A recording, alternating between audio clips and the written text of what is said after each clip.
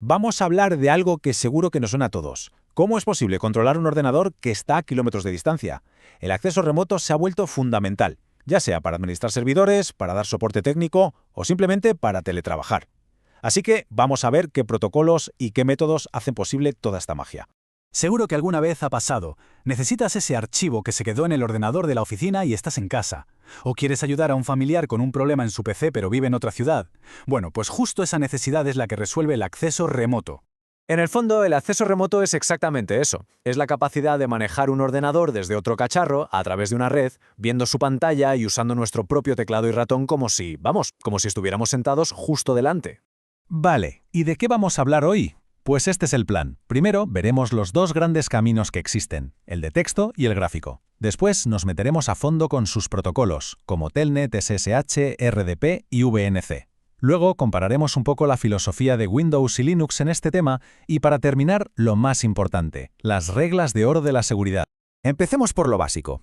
En esto del acceso remoto hay como dos mundos, dos vías principales. Por un lado, el poder de la línea de comandos, y por otro, la comodidad de un escritorio gráfico de toda la vida. A ver, el modo texto es pura eficiencia. Es el control total a través de comandos escritos. Es la herramienta favorita para administrar servidores porque es rápido y consume muy pocos recursos. Y luego, en el otro lado, tenemos el modo gráfico, que es, pues eso, replicar la experiencia completa del escritorio con su ratón, sus ventanas, sus iconos, todo mucho más visual e intuitivo. Venga, vamos a meternos primero con el camino del texto. Y su historia, la verdad, es súper interesante, porque en realidad es una historia sobre cómo ha ido evolucionando la seguridad en la red. Al principio de todo teníamos Telnet. Era simple, funcionaba, pero tenía un problema. Un problemón, más bien. Todo, y cuando digo todo es todo, usuarios, contraseñas, los comandos que se enviaban, todo viajaba por la red en texto plano, sin cifrar. Cualquiera que estuviera escuchando podía leerlo. Un desastre de seguridad, vamos.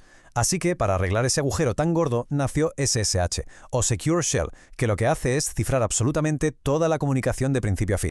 El contraste aquí se ve clarísimo, ¿verdad? Telnet, que usa el puerto 23, no tiene cifrado y está totalmente obsoleto. Hoy en día solo debería usarse en laboratorios de prueba que estén completamente aislados del mundo. Por otro lado, SSH en el puerto 22 ofrece un cifrado súper robusto y es, sin lugar a dudas, el estándar moderno. La conclusión es simple, no hay debate. Para cualquier trabajo de verdad, la única opción segura es SSH. Perfecto. Dejamos el texto a un lado y nos vamos al mundo gráfico, donde la cosa cambia. Aquí, ver la pantalla del otro ordenador es literalmente tener el control total. Si hablamos de Windows, el rey indiscutible es RDP, el protocolo de escritorio remoto. Lo que hace es usar el puerto 3389 para crear una sesión de escritorio virtual completamente nueva y privada para cada persona que se conecta. Está muy optimizado para que la experiencia sea fluida y, lo más importante, es seguro por defecto, ya viene con un buen cifrado de serie. Y luego está la alternativa universal que es VNC. A diferencia de RDP, VNC no crea una sesión nueva, sino que comparte la pantalla física que ya existe. Por eso es genial para dar soporte técnico, porque tanto la persona que ayuda como la que recibe ayuda ven exactamente lo mismo. Funciona en cualquier sistema operativo a través del puerto 5900. Pero ojo, mucho cuidado, el protocolo original no está cifrado. Para usarlo de forma segura es obligatorio meterlo dentro de un túnel protector, como el que nos ofrece SSH, para que la conexión vaya segura. Para que quede súper claro, la diferencia fundamental es esta. Con RDP es como si te dieran tu propia oficina virtual. Lo que haces es privado y no aparece en el monitor físico del ordenador. Con VNC estás compartiendo la pantalla en directo. Todo lo que haces es visible para cualquiera que esté delante de esa pantalla. Es la diferencia entre un despacho privado y una mesa de trabajo compartida. Y claro, esta diferencia de protocolos nos lleva a ver cómo los dos grandes sistemas operativos, Windows y Linux, han enfocado el acceso remoto de formas muy distintas por defecto. Tradicionalmente la historia ha sido así. Windows siempre ha apostado por lo gráfico con RDP, buscando una experiencia de usuario muy pulida y amigable. Linux, por su parte, ha priorizado la eficiencia y la seguridad a prueba de balas de la línea de comandos con SSH. Pero el panorama está cambiando. Ahora, Windows ya incluye un servidor SSH nativo, y en Linux es muy fácil usar VNC o incluso XRDP para tener un escritorio gráfico. Los dos mundos, poco a poco, se van acercando. Bueno, y ahora llegamos a lo más importante de todo, de verdad. Abrir una puerta para acceder remotamente a un sistema es súper útil, pero también crea un riesgo. Por eso es absolutamente vital seguir unas reglas de seguridad para conectar de forma segura. Estas son las reglas de oro, y no son negociables. Primera, usar siempre protocolos seguros, o sea, SSH y RDP. Nos olvidamos de Telnet o VNC sin cifrar.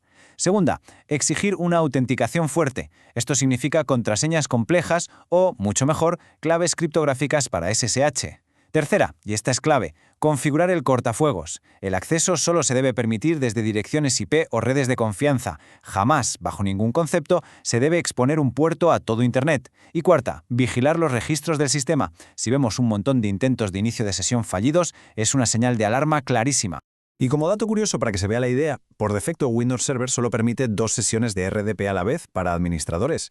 Es una configuración que está pensada específicamente para gestionar sistemas, no para que se conecte todo el mundo. Y todo esto nos deja con una pregunta final para darle una vuelta.